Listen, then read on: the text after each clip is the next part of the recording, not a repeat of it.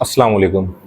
उम्मीद है आप सब लोग खैरियत से होंगे, खुश व खुर्रम होंगे और अपने फ्यूचर को बेहतर से बेहतर बनाने के लिए भरपूर कोशिशें भी कर रहे होंगे। बेसिक सेल्स कॉल प्रोसीजर का इस वीडियो में हम सेकंड स्टेप को डिस्कस करेंगे, जो कि आपका मेन स्टेप है आपका प्रेजेंटेशन का। इससे पहले हम डिस्कस कर चुके हैं कि हमने जो प्रोस्पेक्टिंग फ़ेज़ है, जो कि प्लानिंग वाला फ़ेज़ है, कि हमने उसमें कस्टमर के साथ कैसे इंटरेक्ट करना है, कैसे कनेक्ट करना है और किन किन चीज़ों का हमने ख्याल रखना है और क्या क्या इन्फॉर्मेशन जो है हमने कस्टमर के पास से लेनी है, जिसमें इन्वेंट्री नॉलेज है, मर्चेंडाइजिंग करनी है, पीयूष मटेरियल लगाना है आपने। तो इससे आपका एक ट्रस्ट बिल्ड हो जाता है और आपने कोशिश करनी है कि एक इनफॉर्मल तरीके से डिस्कशन शुरू करनी है। और डेफिनेटली जब आप अपनी कॉल शुरू करें तो या जब आप कस्टमर से इंटरेक्ट करें तो सलाम दुआ जो है बहुत ज़रूरी होती है, या अपना जो फॉर्मल तरीक़ेकार होता है, आप हाथ मिलाएं और आप दुआ सलाम के साथ जो है काम वो शुरू करते हैं। प्रेजेंटेशन के स्टेप में हमने एक चीज़ का ख्याल रखना है कि जब कस्टमर क्लाइंट जब आपको फाइनली आपको ऑर्डर देने के लिए आपने अपनी वेटिंग एरिया में बैठ के आपने इंतज़ार किया है और वो आपको आपसे उसका इंटरेक्शन हो चुका है और आपके साथ वो बातचीत कर रहा है और वो आपसे ब्रीफिंग ले रहा है और आपको बता रहा है, तो देखें उसमें तीन चीज़ों का आपने तीन स्टेप का ख्याल रखना है ज़रूर लाजमी आपने। नंबर वन, सबसे पहले आपने जो है जो कस्टमर की डिमांड है वो आपने पहले कलेक्ट करनी है। कभी भी आपने उसको अपनी जो जो चीज़ें हैं या अपनी इसको कॉल शुरू नहीं करनी है आपने, या उसको शुरू में ही इसको टोकना नहीं आपको चाहिए। सबसे पहले देखें जो उसके जहन में है, पहले आप कोशिश करें कि उससे आपको सारी जो ऑर्डर है, जो भी वो आपसे बात करना चाह रहा है, जो जो जो आपको वो क्वांटिटी ऑफ़र करना चाह रहा है, ऑर्डर देना चाह रहा है, वो पहले उससे आप तमाम चीज़ें उससे कोशिश करें कि जब आपकी उससे इंटरेक्शन हो और जब आप प्रेजेंटेशन के स्टेप के अंदर जब वो आपको पूछ रहा हो और आपको ऑर्डर दे रहा हो, तो आप उससे पहले का तमाम ऑर्डर कलेक्ट कर लें।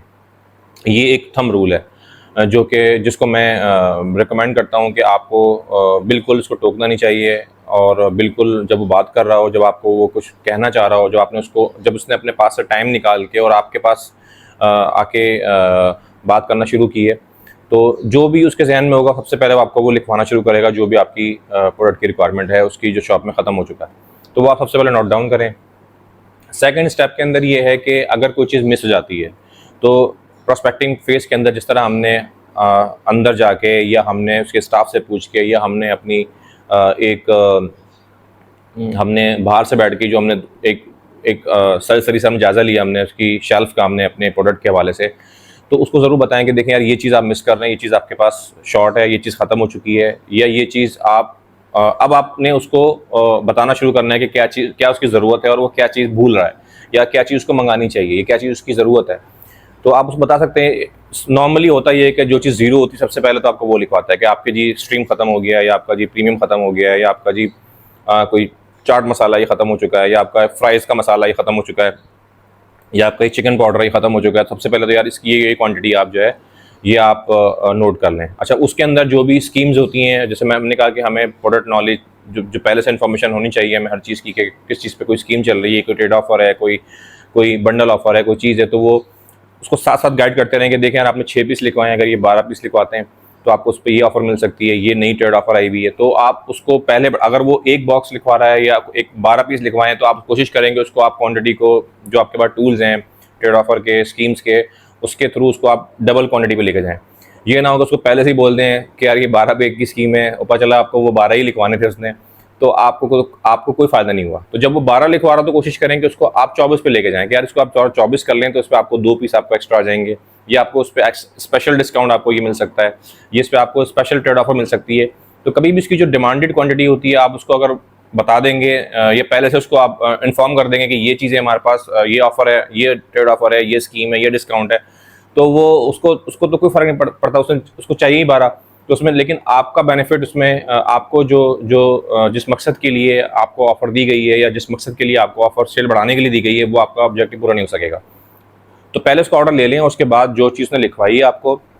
उसमें अगर कोई आपके पास कोई उसके लिए कोई बेनिफिट है, कोई डिस्काउंट है, तो वो आप उसको साथ साथ ब्रीफ करते रहें कि आप उसको 12 नहीं 24 कर लें, 24 नहीं 36 कर लें, तो या कार्टन नहीं 2 कार्टन कर लें, 2 कार्टन नहीं 10 कार्टन कर लें। तो वो तमाम चीज़ें जो हैं वो आपको साथ साथ गाइड करते रहें। तो ये तो वो हो गई जो उसने आपको खुद लिखवाया है। उसके बाद अब आप उसको बताना शुरू करेंगे, देखिए आपके पास ये चीज़ें जो हैं ये शॉर्ट हैं, अगर ये आप नहीं लिखवाएंगे तो ये mid of the next visit से पहले मेरी ख़त्म हो सकती हैं आपके पास, और आपका सेल्स लॉस होगा आपका। तो वो क्वांटिटी आपने उसको फिर ब्रीफ करनी है। फॉर एग्जांपल उसकी एवरेज सेल आपको बता रही आपको हिस्ट्री बता रही है कि उसकी एवरेज सेल जो है वो 100 यूनिट्स की है, और उसके पास अभी इस वक्त 50 यूनिट्स पड़े हुए हैं, और वो उसके जहन में ये है कि यार ये चल जाएगा, अभी देखते हैं, उसके बाद में देखी जाएगी। लेकिन उसकी नेक्स्ट विजिट से पहले ये जो क्वांटिटी है उसकी, अगर आपका एक वीकली बजट है तो ये 50 यूनिट्स जो है मैक्सिमम उसके ये 2 दिन 3 दिन के हैं, तो आप उसको बताएंगे देखें आप ठीक है पूरा 100 आप ना मंगाएं, कम से कम 50 और मंगा लें, ताकि नेक्स्ट विजिट तक जो है आपका कस्टमर जो है वापस ना जाए, और या आप अपनी सेल्स लूज़ ना करें। तो उसको जब उसको फ़ायदे की बात बताएंगे, समझाएंगे, तो वो उस चीज़ को समझेगा, और वो अब ये आपकी ऑर्डर जो है आपका ये इंक्रीज़ होना शुरू हो जाएगा, आपका ऑर्डर बढ़ना शुरू हो जाएगा आपका। लेकिन अगर आप उसको पहले से ही अपने मतलब की चीज़ या अपने दिमाग की चीज़ बताना शुरू कर देंगे, तो कभी भी देखें आपको रिक्वायर्ड रिजल्ट नहीं मिल सकेंगे। तो सबसे पहले उसकी डिमांड लें। सेकंड नंबर पे जो चीज़ शॉर्ट है आप उसको बताएं कि ये चीज़ जो ऑलरेडी वो प्रोडक्ट रखता है, मतलब हम भी बात कर रहे हैं अभी कि जो ऑलरेडी जिन प्रोडक्ट्स में वो आपके साथ बिजनेस करता है, तो सबसे पहले हमने उसी की डिस्कशन करनी है कि सबसे पहले हमने उससे डिमांड लेनी है। उसके बाद जो चीज़ वो रखता है बट उसके बाद शॉर्ट है, जो वो ऑर्डर नहीं लिखवा रहा आपको या आपको और डिमांड नहीं दे रहा आपको, तो आप उसको गाइड करें कि देखें आप अगर नहीं करेंगे तो उसका आपका लॉस ये होना है। तीसरे नंबर पे देखें फिर आपकी जो है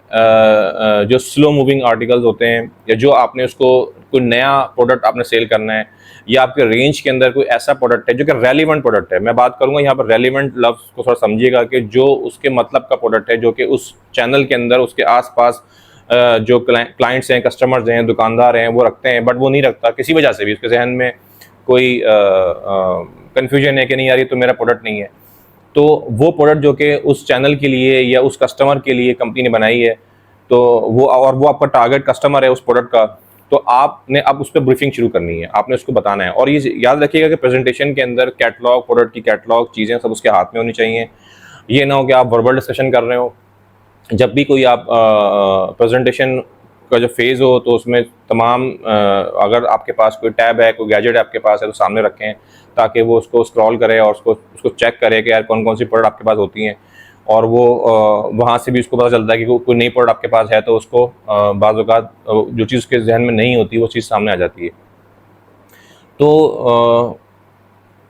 तीसरे फेज़ के अंदर आपने जो प्रोडक्ट को सेल करनी है, कोई नई प्रोडक्ट आपने उसके पास इंडक्ट करवानी है, कोई नया प्रोडक्ट आपने उसको सेल करना है, तो अब आपने उसके ऊपर उसको ब्रीफिंग शुरू करनी है। और जिस तरह हमने प्री सेल्स प्रिपरेशन के अंदर हमने आपको बताया कि आपको प्रोडक्ट की नॉलेज होनी चाहिए, यहाँ पर देखें अब आपने उस अपनी इन्फॉर्मेशन को, अपनी प्लानिंग को या अपनी जो प्रिपरेशन को आपने यहाँ यूटिलाइज़ करना है। अगर आपकी तैयारी नहीं होगी कि आपकी तैयारी बिल्कुल नहीं होगी कि आप उस प्रोडक्ट की खुसूसियात क्या है, उस प्रोडक्ट की खासियत क्या है, या वो प्रोडक्ट उसके लिए कैसे फ़ायदेमंद है, तो अगर आप उसको बता ही नहीं सकेंगे तो वो कभी भी आपसे नई चीज़ परचेज़ नहीं कर सकेगा। तो और ये जब ही होगा जब आपकी उस पर ग्रिप होगी और उस प्रोडक्ट के हवाले से आपको अच्छी ब्रीफिंग आपके सीनियर से दी होगी या आपने खुद अपने सीनियर से ली होगी ब्रीफिंग। तो तीसरे फेज़ के अंदर जो है जो चीज़ को आप नई चीज़ उसको सेल करना चाहते हैं, तो उसकी ब्रीफिंग दें, उसके फीचर्स, उसके बेनिफिट्स, उसकी यूएसपी, उसके अंदर क्या ऐसी यूनिक सेलिंग प्रोपोजिशन है, उसके अंदर क्या ऐसी खासियत है जो कि उस वो प्रोडक्ट को रखनी चाहिए, और डेफिनेटली उसको आप जो है कंपटीशन के साथ भी उसको रिलेट करें। फॉर एग्जांपल एक प्रोडक्ट होती है जो उसने कंपटीशन की रखी होती है, बट वो आपको इसलिए प्रेफर नहीं करता कि यार ये ऑलरेडी डुप्लीकेशन हो जाएगी मेरे पास। तो आपको यहाँ पर जो हमने प्री सेल्स प्रिपरेशन में समझाया था कि आपकी जो कंपटीशन की नॉलेज भी होनी चाहिए, तो यहाँ पर वो आपको बेनिफिट करेगी कि आप उसमें उसको बता सकते हैं कि फॉर एग्जांपल इस प्रोडक्ट के अंदर हमारी प्रोडक्ट में देखें ये एडिशनल बेनिफिट्स हैं। आप कोशिश करें कि किसी अपने कंपटीशन को डिग्रेड ना करें, उसको किसी की बुराई ना करें अपने कंपटीशन की, ये बड़ी नेगेटिव जाती है, बट ये अपने जो प्रोडक्ट के जो एडिशनल फीचर्स हैं वो आप ज़रूर बताएं कि देखें हमारे प्रोडक्ट में ये एडिशनल फीचर है। तो कस्टमर को पता होता है कि जो मैंने ऑलरेडी प्रोडक्ट में बेच रहा हूँ उसके अंदर ये फीचर्स हैं, और ये मुझे कोई नई चीज़ पता चल रही है, तो वो ज़रूर उसको इम्पोर्टेंस देगा उसको, और वो आपकी बात को ज़रूर सुनेगा और सीरियस लेगा उस बात को। तो आप कंपटीशन के साथ रिलेट करते हुए भी आप अपनी प्रोडक्ट की ब्रीफिंग उसको देना बहुत ज़रूरी है आपको। फॉर एग्जांपल मार्जिन आपका बहुत अच्छा है, ट्रेड मार्जिन आपका बहुत अच्छा है,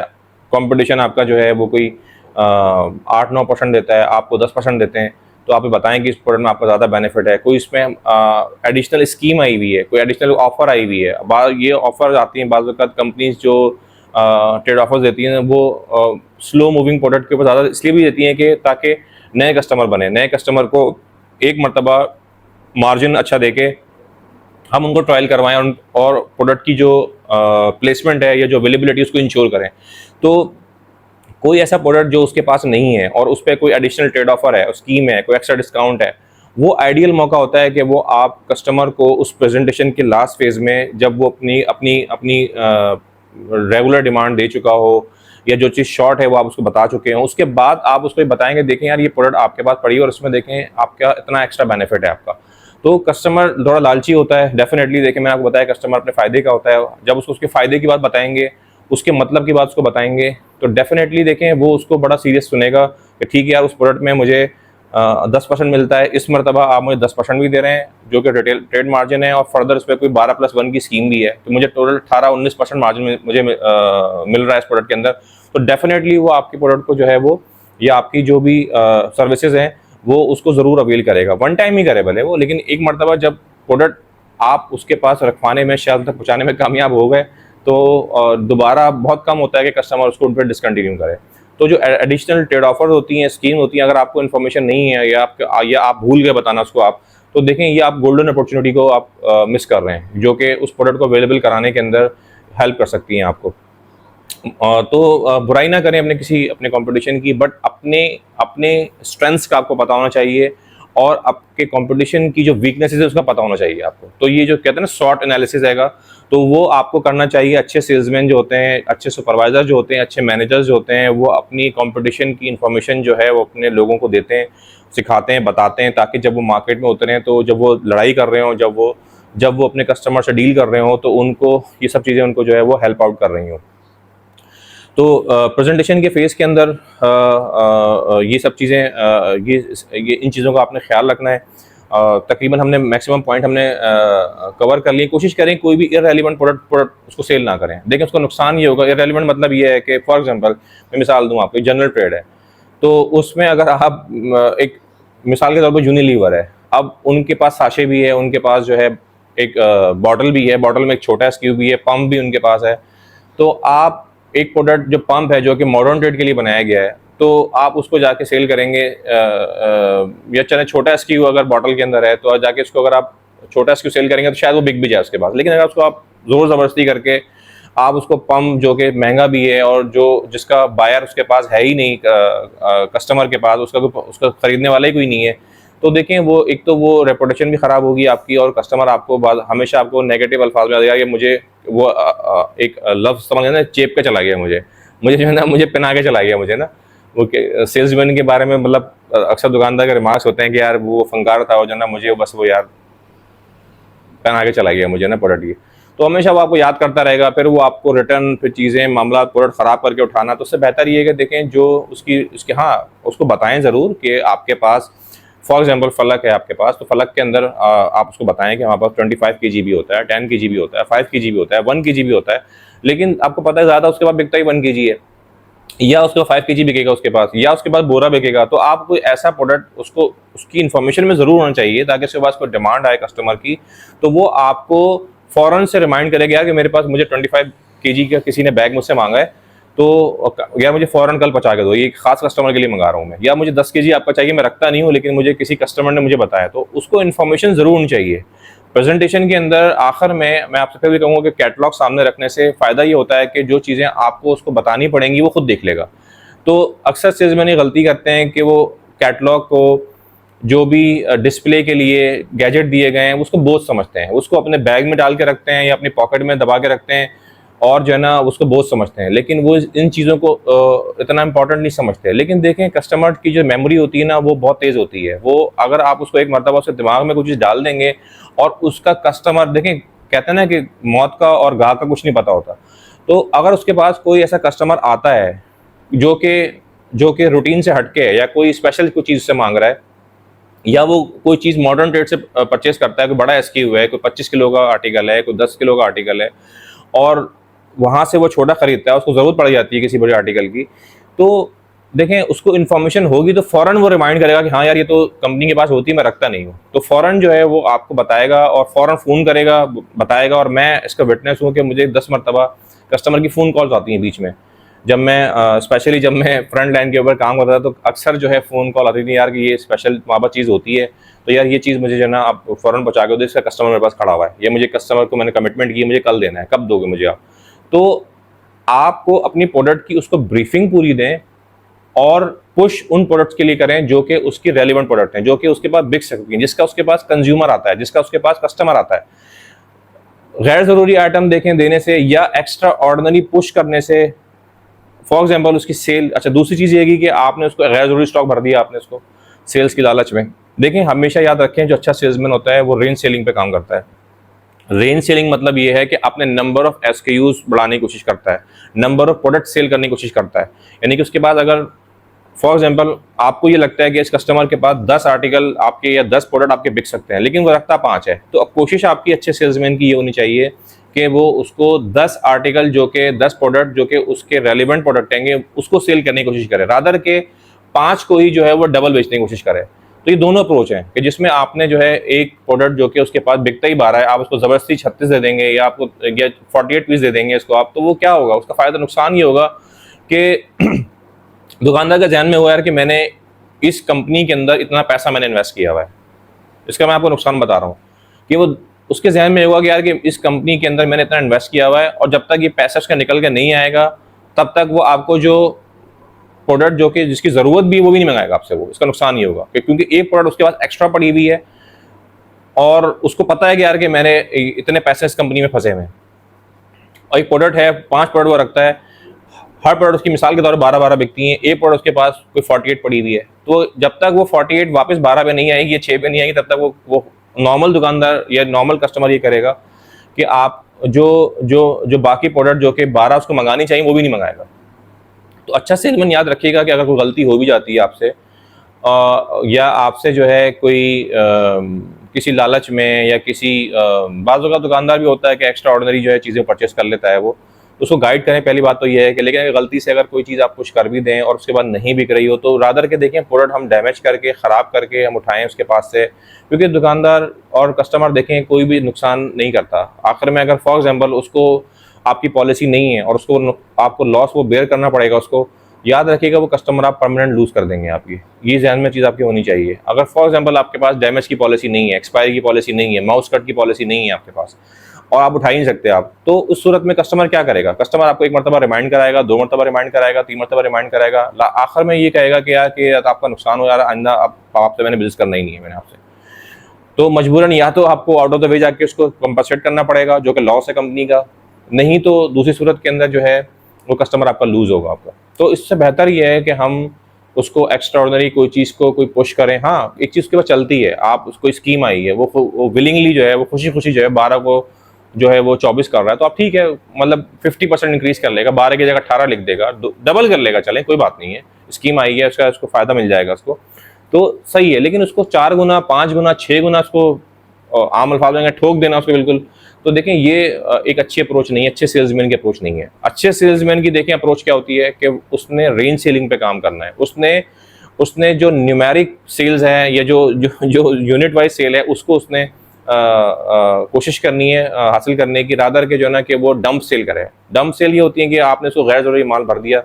और उसके बाद जो है वो आप उसको फिर भुगतते रहेंगे in terms of damage, expiry, mouse cut, 10 चीज़ें होती हैं इसके अंदर। तो ये चीज़ों का ख्याल रखना है आपने इस प्रेजेंटेशन के फेज़ में। दोबारा से मैं रिमाइंड करवा रहा हूँ कि नंबर 1 आपने जो है जो डिमांड कस्टमर की है वो आपने सबसे पहले उसको देने दें, उसको बिल्कुल ना टोकें बीच में आप, ठीक है। हाँ, कोई डिमांड नहीं है, कहता नहीं चलेगा, नहीं चाहिए मुझे कुछ इस मरतबा, आप फिर अपनी यहाँ से कहते हैं कि सेल्स हमेशा सेल्समैनशिप या सेल्स कॉल या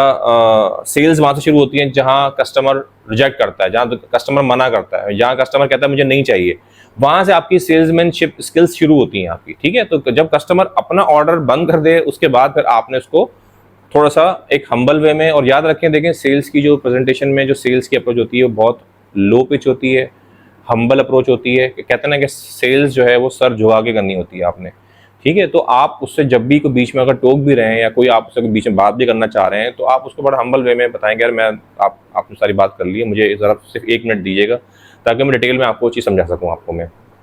ठीक है। तो एक आपने लो पिच के साथ उससे बात करनी है। तो सबसे पहले उसका ऑर्डर कलेक्ट करना है आपने। उसके बाद उसके पास जो रेगुलर आइटम शॉर्ट हैं या उसके पास नियर टू नील हैं या लो इन्वेंट्री है उसकी आपकी, तो उसको गाइड करें और उससे ऑर्डर कलेक्ट करें। और जो स्कीम्स जो ट्रेड ऑफर है ज़रूर बताएं। ऐसा ना हो कि आपको ना बताएं, कहीं और से उसको पता चले तो वो नेगेटिव इंप्रेशन लेके आ के देखें इसके बाद ट्रेड ऑफर थी, चीज़ें थी और उसने मुझे नहीं बताई, तो ये बड़ा नेगेटिव दुकानदार लेगा, ये कस्टमर लेगा आपका। और आखिर में जो उसको सेल करना चाह रहे हैं तो वो आप उसको सेल करें, उसकी पूरी कंप्लीट ब्रीफिंग दें प्रोडक्ट के फीचर के साथ, ताकि जब वो कोई नई चीज़ रखे तो उसको पता हो कि इसके फीचर्स क्या हैं, उसकी उसकी उसकी खसूसियात क्या हैं, ताकि जब वो उसको सेल करेगा तो सेल करने में उसको आसानी हो, वो कस्टमर को अच्छी तरह ब्रीफ कर सके। क्योंकि जब आप उसको बेच के चले जाएंगे तो देखें वो सेल्समैन है आपका, वो कंज्यूमर को, फाइनल यूज़र को वो गाइड करेगा, वो बताएगा कि इस प्रोडक्ट के अंदर ये फीचर्स हैं, ये खसूसियात हैं, तो वो फिर आपकी जगह पर एक सेल्समैन बन के